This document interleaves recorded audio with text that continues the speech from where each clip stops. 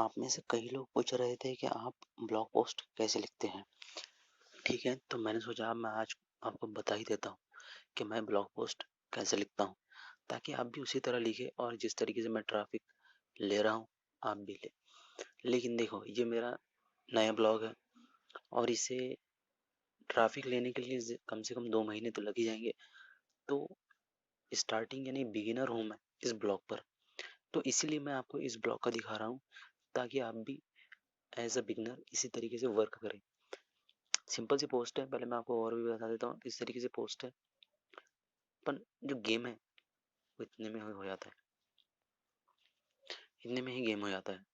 यहाँ पर जिसने यूजर को अट्रैक्ट करके रख लिया, यहाँ पर जिसने यूजर को बांध के रख लिया, यूजर उसके पूरा ब्लॉग को पढ़ता है। ठीक है, तो हमें यही देखना है कि हमें ऐसा कौन सी चीज़ कर सकते हैं हम जिसकी वजह से ब्लॉग यूजर पूरी तरीके से पढ़े और हमें हायर रैंकिंग ऑटोमेटिक मिले। गूगल के द्वारा गूगल खुद हमें प्रमोट करे ऊपर कि नहीं भाई, इसका ब्लॉग अच्छा है, इसका ब्लॉग आपको पढ़ना चाहिए। ठीक है, तो देखो यहाँ की थोड़ी सेटिंग है। कस्टम रोबोट टैक्स का हमें हमेशा ऑल करके रखना है, डिफॉल्ट आता है। और नो डीबी पे क्लिक करना है। ठीक है, उसके बाद में जो आपका ये है डिस्क्रिप्शन, डिस्क्रिप्शन में आपका जो फोकस कीवर्ड है, मेरा फोकस कीवर्ड क्या है, on page SEO techniques in Hindi. ठीक है, ये जो है तो कम से कम एक बार आने होना, प्लस 2 बार एलएसआई कीवर्ड आने होना। एलएसआई कीवर्ड क्या है? ऐसे कीवर्ड होते हैं जो आपके कीवर्ड को हेल्प करते हैं या आपके कीवर्ड की तरह ही होते हैं, उन्हें एलएसआई कीवर्ड कहते हैं। उसके बारे में थोड़ी मालूमात आप दूसरे ब्लॉग से या दूसरे वीडियो से देख लीजिए। और जो आपका ये है डिस्क्रिप्शन है, वो 150 के ऊपर होने भी नहीं होना और वो ब्लॉग लेता भी नहीं, वर्डप्रेस लेता है, लेकिन आपको 150 के ऊपर रखना नहीं है। ठीक है, क्योंकि उतना ही गूगल कैच करता है, वर्ड भी नहीं कैरेक्टर होते उतने। ठीक है, लेबल तो जो आपको रखना है वो रख सकते हैं, टैक्स होते हैं एक तरह से, वो आपके हिसाब से। और रही बात परमालिंक की, तो परमालिंक में आपका फोकस की बढ़ाना होगा। ठीक है, और शॉर्ट रखे तो अच्छा है परमालिंक को, बस फोकट की बढ़ाना ना, अदरवाइज कुछ भी नहीं रखना, यानी कि 2021 2022 ये रखना नहीं।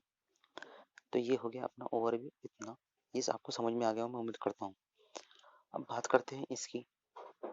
तो देखो, आपका जो फोकस कीवर्ड है वो आपके पूरे पोस्ट में कम से कम 3 बार होना। ठीक है, तो मैंने एक बार यहाँ लिखा है और एक बार दो बार नीचे लिखा है। ठीक है, अब उन्हें ढूंढते नहीं बैठे हम, हमें जो देखना है मैं आपको खास तौर से ये दिखाना चाहता हूँ, क्योंकि यहीं पर हमें थोड़ा बहुत एसईओ से अलग करना पड़ता है ताकि गूगल हमें रैंकिंग ज़्यादा दे। तो हमने एक बार यहाँ पर लिख लिया है। दूसरी बात ये है कि आपको जो पैराग्राफ है वो छोटे छोटे रखना है, यानी कि देखिए मैंने ये 2 लाइन का लिखा, ये 4 लाइन का है, ये 5 लाइन का है। 5 लाइन का मैक्सिमम लिखता हूँ मैं, उसके ऊपर पैराग्राफ नहीं लिखता हूँ मैं। ठीक है, इससे क्या होता है कि यूज़र का जो इंटरेक्शन है बढ़ते रहता है। अब देखो, जब आप अपनी साइकोलॉजी के हिसाब से देख लीजिए, जब भी आप पढ़ते हैं तो आपको पॉइंट में पढ़ना पसंद आता है, ना कि पैराग्राफ में। तो जब आपको छोटे छोटे पैराग्राफ पॉइंट में जब दिखते, तो यूज़र उसे आसानी से पढ़ता है। ठीक है, और सब कुछ बात यूज़र पर ही करूँगा मैं, क्योंकि यूज़र पढ़ेगा ही तो गूगल आपको रैंकिंग देगा। अगर बाउंस रेट बढ़ेगा तो ऑटोमेटिक आपकी जो रैंकिंग डिक्रीज होंगी।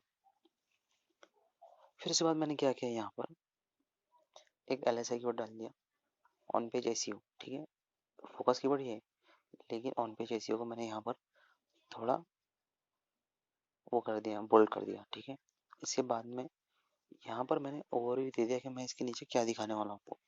टाइटल मैं आपको पढ़ के सुना देता हूँ, यहाँ पर क्या लिखा हुआ है।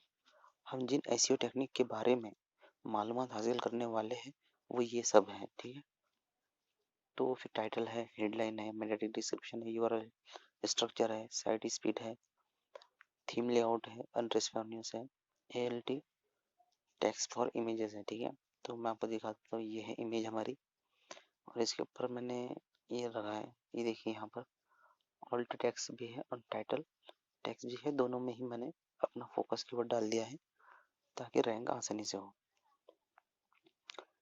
तो इतनी चीज़ें मैं करता हूँ। उसके बाद में मैंने जो ये आर्टिकल लिखा है, ये फुल आर्टिकल जो है वो है 940 वर्ड का, और मैं इसे अपडेट करने के बाद 1500 वर्ड तक ले जाऊँगा। ठीक है, इसे मैं अपडेट करूँगा आने वाले 15 दिन के अंदर अंदर, क्योंकि अपडेट करा हुआ गूगल को ऐसा लगता है कि नहीं यार ये जो है तो ये मालूमात को अपडेट करते रहता है।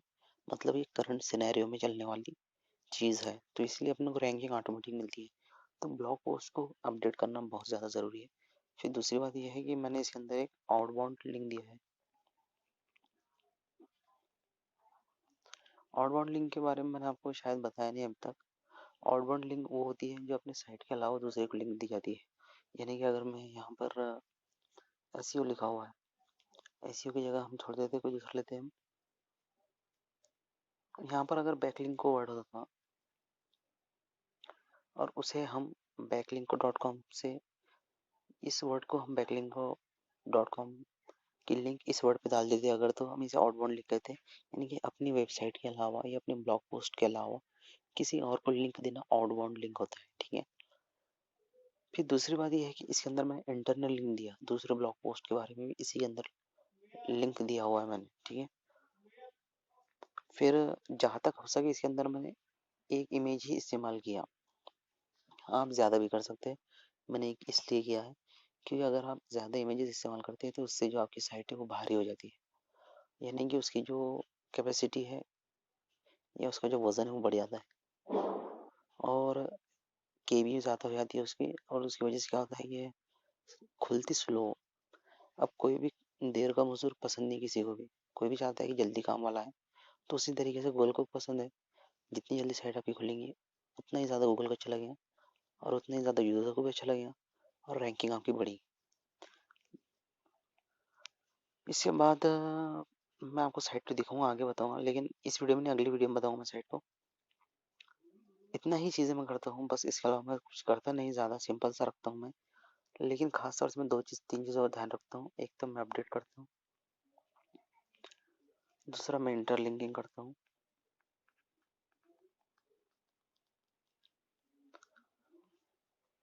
और तीसरा मैं अपने जो डिस्क्रिप्शन है, मेटाटिक डिस्क्रिप्शन, इसके अंदर अपने कीवर्ड को ऐड करता हूँ।